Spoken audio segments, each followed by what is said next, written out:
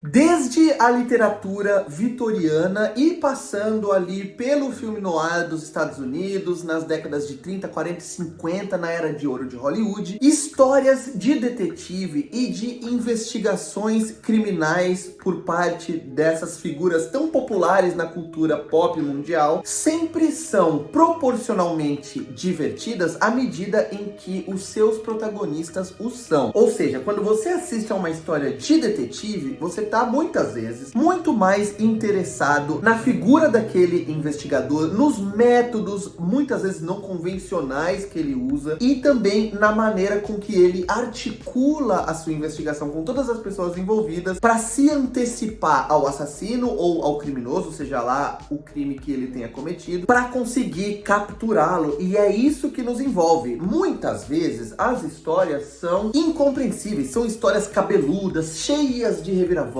rocambolescas, ou então elas são simples demais, tão simples que você depois de um tempo vai esquecer dos detalhes dela e vai na sua cabeça acabar misturando essa história com várias outras que você já assistiu e que tem um conteúdo e que tem uma pegada semelhante, porque o que importa principalmente não é nesses filmes a qualidade, a complexidade da história e muitas vezes também não é a profundidade do desenvolvimento dos personagens. Como eu falei, a gente é fascinado pela figura do detetive. O Augustus Lander, que é o protagonista de O Pálido Olho Azul, que é esse filme sobre o qual eu vou falar hoje, que acabou de ser lançado na Netflix, não tá no patamar de um Poirot, ou então de um Sherlock Holmes, ou mesmo de um Arsène Lupin, ou de um Benoit Blanc, que é o personagem do Daniel Craig nos filmes do Rian Johnson. Agora o mais novo é o Glass Onion, que tá lá na Netflix também. Mas mesmo que ele seja um detetive inteligente, mas mais convencional e menos marcante, ele é vivido por um dos melhores, se não o melhor ator da sua geração, que é o Christian Bale, e isso apenas já faz com que esse filme seja muito legal. Em Nova York, no início do século XIX, o detetive Augustus Lander, Bale, é contratado para solucionar o assassinato de um soldado do exército. Rapidamente, ele se vê diante de uma série de assassinatos semelhantes e passa a suspeitar de motivações associadas a rituais de magia negra. O charme do filme vem principalmente de uma atmosfera que é criada pela direção do Scott Cooper, também pela fotografia, nos transportando para uma época e para crimes macabros e também para elementos e para métodos e para ferramentas rudimentares, tanto para a execução dos crimes como também para a investigação da Inglaterra vitoriana. Esse é um filme que se passa nos Estados Unidos, mas ele tem toda essa pegada de história de serial killer da Inglaterra vitoriana. Boa parte do elenco do filme, inclusive, é inglês. E também, além disso, obviamente, um dos personagens, que é o segundo personagem mais importante do filme, que vai auxiliar o protagonista vivido pelo Christian Bale nas investigações, é ninguém mais, ninguém menos que o Edgar Allan Poe. Ou seja, o livro no qual esse filme se baseia e o filme, consequentemente, tem a figura do Edgar Allan Poe, e a atmosfera toda do filme é uma atmosfera dos poemas do Poe. O nome do filme vem de um poema dele e também toda aquela ambientação faz com que o filme seja bastante divertido, mesmo que a história seja convencional. Tem sim uma reviravolta da qual eu gosto, mas que não é necessariamente a mais surpreendente que você já viu em toda a sua vida. Mas o principal ponto que nos mantém presos na história é o Christian Bale. Ele é um ator tão inteligente que ele consegue interpretar com os olhos, com o sorriso, com a maneira de olhar. Tem momentos, por exemplo, em que o protagonista faz uma pergunta para alguém que ele tá investigando e pela maneira que o Christian Bale olha pro outro ator em cena, pro outro personagem, você já percebe que ele não tá necessariamente interessado no conteúdo do que a pessoa vai responder, mas ele tá interessado nas reações da pessoa porque ela é a investigada e não a pessoa sobre a qual eles estão falando. É muito importante nesse tipo de filme que a gente acredite que aquele detetive é inteligente, tá à frente dos outros personagens, ele consegue ver coisas que muitas vezes a gente não consegue, e isso é algo que, por mais que, como eu já falei anteriormente, esse não seja um personagem tão complexo ou tão marcante, o Christian Bale faz com que a gente acredite nisso o tempo todo ao longo da história. Ele faz alguns comentários que são complementados, como eu falei, com a maneira com que o Christian Bale faz esses comentários, que mantém a experiência sempre dinâmica e a gente tá sempre olhando pra todos os lados da história, olhando pra todos os personagens e pensando, o que será que esse cara tá vendo que eu não tô? Pra onde será que a investigação dele tá indo? Por exemplo, alguém faz um comentário tipo, ah não, mas o homem que fez isso, e aí ele faz uma sugestão, ou mulher. Em outro momento, ele olha pra determinada personagem e fala, fique tranquila, a gente vai resolver, a gente vai pegar quem fez isso. E você sente como se aquilo fosse uma ameaça. No texto mesmo, aquilo é uma palavra de conforto para aquela pessoa que perdeu alguém importante, mas no subtexto, aquilo é um aviso de que ela está prestes a ser pega, ou pelo menos que ela é uma das pessoas que estão sendo investigadas, e que se for ela ou alguém relacionado a ela que acabar se revelando o criminoso ou a criminosa, ele não vai deixar de capturá-lo ou capturá-la. E esse jogo entre aquilo que é o texto e aquilo que é o subtexto passa muito pela interpretação que o Christian Bale adota. O filme desperdiça, na minha opinião, vários atores e atrizes que são atores espetaculares. O filme desperdiça, entre aspas, a Charlotte Gainsbourg, o Timothy Spall, em personagens minúsculos que não contribuem praticamente pra nada na narrativa. O que mais eu posso dizer? É um filme divertido. Pra ser a primeira estreia da Netflix no ano, é um filme que não está nem na categoria dos filmes que ela joga no catálogo durante o ano inteiro e que são aquelas bombas nucleares apenas para manter o catálogo tendo conteúdo novo, mas também não tá nem perto dos filmes que ela guarda pro final do ano para tentar competir nas premiações de Hollywood. Se você gostou desse vídeo, dá uma curtida, se inscreve no canal se você ainda não tá inscrito, clica no sininho e sempre para sempre receber notificações de vídeos novos por aqui. Feliz ano novo e eu vou ficando por aqui. Um abraço, tchau!